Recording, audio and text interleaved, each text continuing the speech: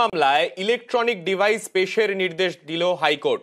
গাজিয়াবাদ থেকে যে electronic device উদ্ধার হয়েছিল সেই সমস্ত ডিভাইস এবার হাইকোর্টে পেশ করার নির্দেশ।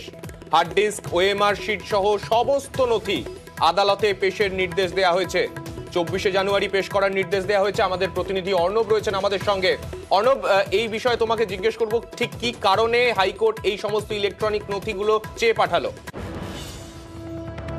প্রায় 5,000 চাকরি বাতিলের মামলা বলা হচ্ছে এসএসসির এই বিশেষ ডিভিশন বেঞ্চের মামলা। কারণ এই 5,000 চাকরির ভবিষ্যৎ এই ডিভিশন বেঞ্চই নির্ধারণ করবে। এই যাদের চাকরি বাতিল হয়েছে সেই ইন্ডিয়ান বেঞ্চ বা আগে ডিভিশন বেঞ্চের নির্দেশে সেই চাকরি বাতিলের অন্যতম কারণ হিসেবে দেখানো হয়েছে যে ওএমআর, অর্থাৎ ওএমআর এ কারচুপি হয়েছে। একাধিক পরীক্ষার্থী যারা চাকরি পেয়েছেন, চাকরি হারিয়েছেন, তাদের যুক্তি ওই ওএমআর সঠিক নয়, ওই ওএমআর জালিয়াতি করে ওই ধরনের কারচুপির ওএমআর বলা হচ্ছে, ওটা তাদের ওএমআরই নয়।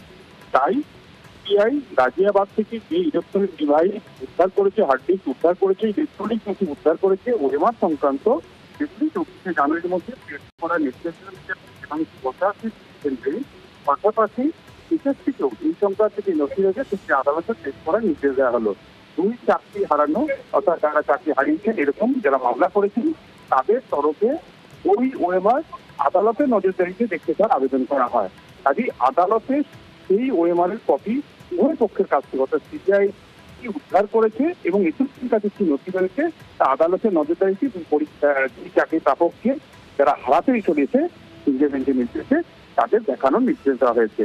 পাশাপাশি সিবিআইয়ের তরফে বলা হয় যে তারা ওই প্রাক্তন কর্মী নায়েসা কমিউনিকেশন পঙ্কজ বনশাল তাকে জেরা করে যে সমস্ত রিট্রিভ করেছিল, উদ্ধার করেছিল, সেগুলি এসএসসিকে দেওয়া হয়েছিল এবং এসএসসি নিজেদের নথির সঙ্গে সেগুলো খুঁজিয়ে দেখে সত্যতা খুঁজে পায় এবং তার ভিত্তিতে কিছু পদক্ষেপ নিয়েছে। তখনই বিচারপতি দেবাংশু বসাক বলেন, এই স্কুল সার্ভিস কমিশনকে কি করে বিশ্বাস করবে আদালত? কারণ এই স্কুল সার্ভিস কমিশন এই এক কথা বলে, দুদিন পরে আরো একরকম কথা তারা বলতে শুরু করেছে। কলকাতা হাইকোর্টে তারা একরকম অবস্থান নিয়েছিল, সুপ্রিম কোর্টে গিয়ে তারা আর একরকম অবস্থান দেখিয়েছে। আবার এই বিশেষ ডিভিশন বেঞ্চ যখন তাদেরকে অবস্থান জানানোর নির্দেশ দিয়েছে, বারবার বলার পরও যে অবস্থান তারা জানিয়েছে সেখানটা নিয়েও আদালত খুব একটা সন্তুষ্ট নয়। সব মিলিয়ে উভয় পক্ষের কাছ থেকে নথি পাঠানো হয়েছে, সেই নথি আসার পরই হয়তো আদালত এই বিষয়ে পরবর্তী পর্যবেক্ষণ রাখতে পারে। বেশ, ধন্যবাদ অর্ণব।